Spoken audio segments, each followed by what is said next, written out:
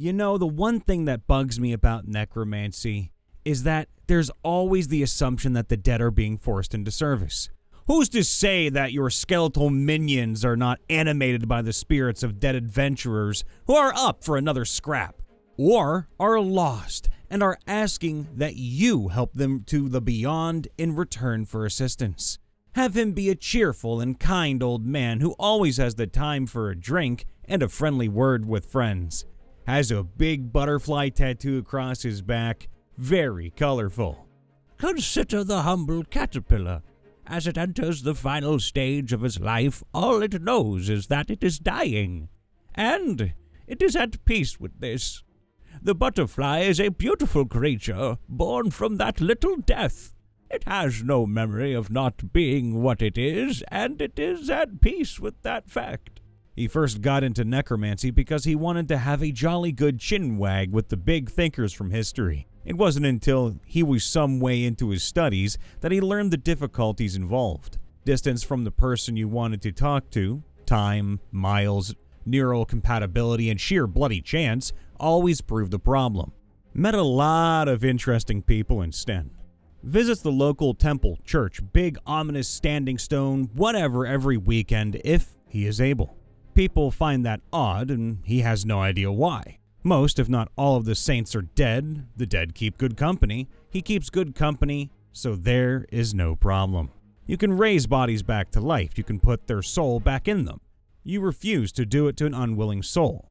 Forcing the departed back into the world of the living is a violation right up there with rape as far as you care. Raising a body with the permission of the family to which it once belonged and temporarily installing a portion of your own soul to puppet it around is less of a problem. Always carry lavender oil and formaldehyde around when you do this, by the way.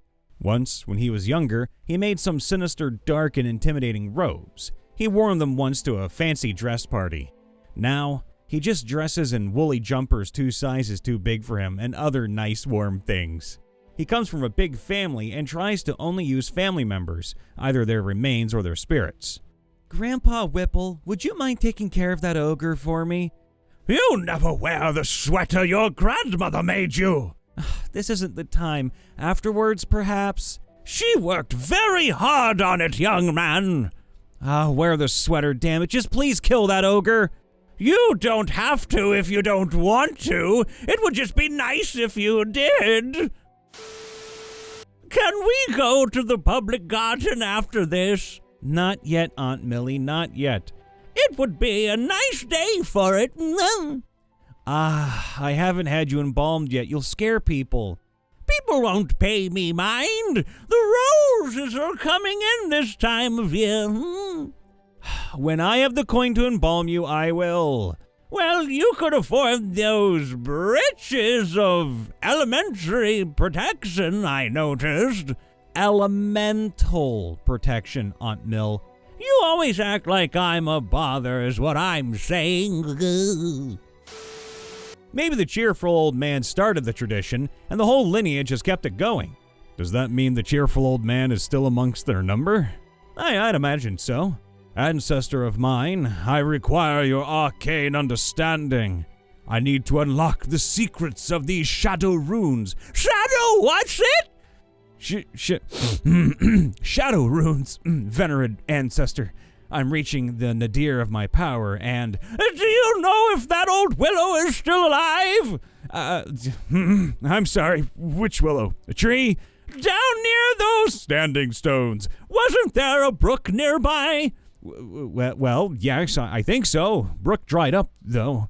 Can we get back to the shadow runes? Your mother tells me you met a girl some weeks ago. Wink, wink, nudge, nudge. I'd really rather talk about the shadow runes. She was a distraction on my path to power. Go get some lunch. Uncle Archie packed you some sandwiches, enough for 2. Is this strictly necessary to my research? I should think not, but it is essential that you take this young lady out. I will sire an offspring, I promise you. The line won't end with me. Well, there is that, too. You're looking pale, and you mustn't forget to do some living of your own. My research... Well, wait. Go on afterwards. You can tell us about your date. Woohoo! If you insist, honored elder, I will. Also, Uncle Archie mentioned the wires on his femur are coming loose. What's Da doing? Your father is dueling a golem, little cousin. Will I get to duel a golem? No, child. I don't want to endanger your anima. I want to be with Da again. You shall, cousin, when we finish your body. Will it be all black and shiny like Da's? Obsidian, yes. Your father will show you how to animate it. Why isn't Mama with him? She asked to sleep, dear cuz, and so we let her go. I don't want to sleep, but I miss Mama. Don't fret, don't fret. You've the whole family to keep you company. You couldn't make me an Obsidian Host like Darren's, could you? We tried that already. Do you remember what happened? It was too big! It was supposed to be big, Uncle. That's the point. But it was too big, and the doorway was too small! Ah, you were reckless in life. I don't know what I expected. I was a great hero once, young man. You were, but you're flatly bad at this. I shall do better! And even now, the carpenters are fixing the hole in my wall. So I guess life goes on. That's rather crass. You know what I meant. Please stop it. It's rather loud, is my point. I feel like I'm falling! You aren't falling, you're floating. And you can't feel anyway, you're dead. Wait, what? Dead. You've joined the family now. God damn it. Ah, bugger! I'm sorry. When did that happen? Last night, going by the morbidity. Was it the fish? The fish tasted off! You were well past 90, Pop. There doesn't need to be a reason. But the fish tasted off is my point!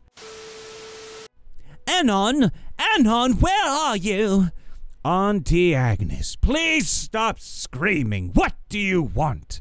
I was on my way to the cold room and I saw your apprentice in the kitchen, eating a sandwich. Yes, and? It was a nut pasty and jam sandwich. Yes, and? It was my special mandrake jam he was eating. The nerve of these people, devouring such a fine and rare treat in such a casual manner. Let it go, Auntie. He likes your jam. What's the problem with eating it? You know I can't cook anymore because of my, condition. Anon, why do you let a mere apprentice eat something that precious? Well, to be quite sincere, I never really liked mandrake jam, Auntie. I still have all the jars you've sent me over the years stockpiled in a corner of the pantry. What? Well, I don't even like mandrake, nor know any living person that does. Well, you do, but again, you have your condition, as you like to call it. I've never been more insulted by anything in my whole life. Unlife. Stop sniggering. You know what I mean. Sorry, Auntie. You better be. The nerve of these youngsters. Again, I'm sorry, but wasting away perfectly good mandrake jam. Your grandfather would be furious at you. Well, to be fair, I did speak to him last week and he told me he couldn't stand it either. He only ate it to make you happy. Oh, I never realized. How nice of... enough! I'm going away to Ventoff. Find someone else you haven't offended to help you with your summoning ritual of Morkiz. Oh, are you Cousin Belo's boy? Yes, ma'am, I am. I've heard that your husband passed recently. Yes, he did. Just last week, in fact. Why, I've not even sent out letters yet. Who told you? I did, love! She can't hear you. Well, who can't hear what? I forgot! Sorry! Nothing. Have you decided what to do with the body, Aunt? Well, it goes to the family plot, doesn't it? She is still so beautiful! Are you sure I can't stay? That is the tradition, unless you have other plans, ma'am. Well, family is family. I'm not one to break tradition. Except when you married this salty dog! Ha! I can attend to the body then. That's why I was sent. Please, lad, I miss her dearly. Might we? But before I do that, might we sit a while and have some tea? I'd like to hear how you first met your husband. Bless you, lad. Bless you. There's a nest of Arculus in the next room. Thank you, honored ancestor. Might I suggest a deep bellow as you charge in? Pardon? A good hearty yap. When I was alive, that always did wonders for me. I'm an arcanist. I'm afraid I don't have the same skill at arms that you did. Easiest thing in the world, lad. Where's your axe? I don't have an axe. Where's my axe? Funny fact, you don't have one either. You're a disembodied spirit on an etheric leash. Well, I'm at a loss, my boy. No axe between us, then? No, rather not. We've got Cousin Gilda instead. Is it time for me to... Not yet, Gilda. Stars and stones! What is that thing she's animating? I think it used to be an owlbear. Hardly seemly lady like that in an owlbear. She seems to like it. I like it. Got plenty of pointy bits for what I can make a mess. Is this Lady Gilda, Baroness of the Cream Breaks? No, the other Gilda. The fishmonger? That one. Well, that would explain it. What are you doing today, Daddy? I'm doing alchemy, little one. What's alchemy? It's where I take some bits and things and mix them up right and proper. Is it magic?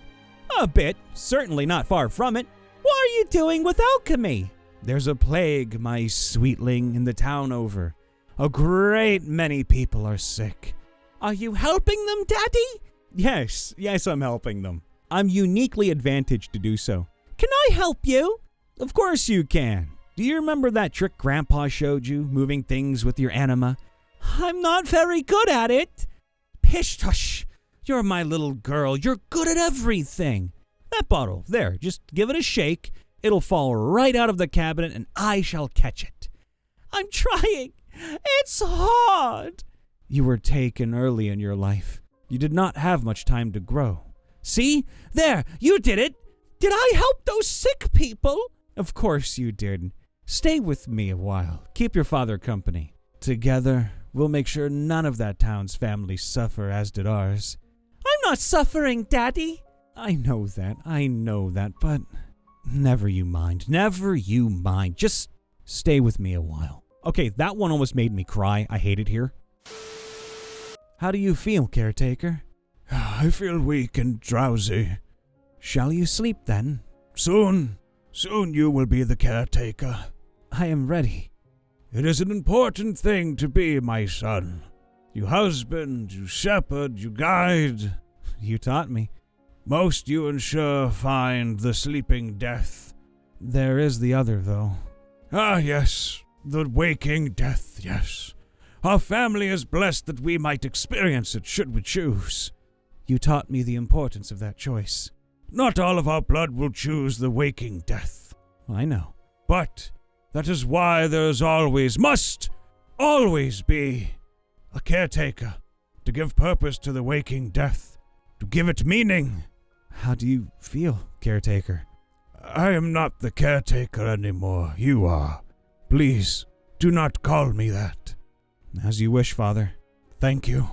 Shall you choose the sleeping death? You have earned your rest, Father. The family will understand, and you have earned your peace. Perhaps. Is it getting dark? No, Father. Ah, the time is close. What will you choose? Shall you sleep? I do not know. I do not think so. Do not cry, dear boy. I'm sorry. Do not cry. We have work to do. This is a very inspiring set of tales from 4chan that, honestly, me, your favorite narrator from Ohio, Brian Von VA, was proud to go ahead and dabble in. The idea of necromancy being something good rather than evil. Something emotional rather than just edgy. That said, make sure to leave a like, subscribe, ring that bell, and if you want to hear more about necromancy or anything on that subject, please let us know in the comments down below. We love you all. Please be safe, be happy, and we'll see you next time. Bye for now.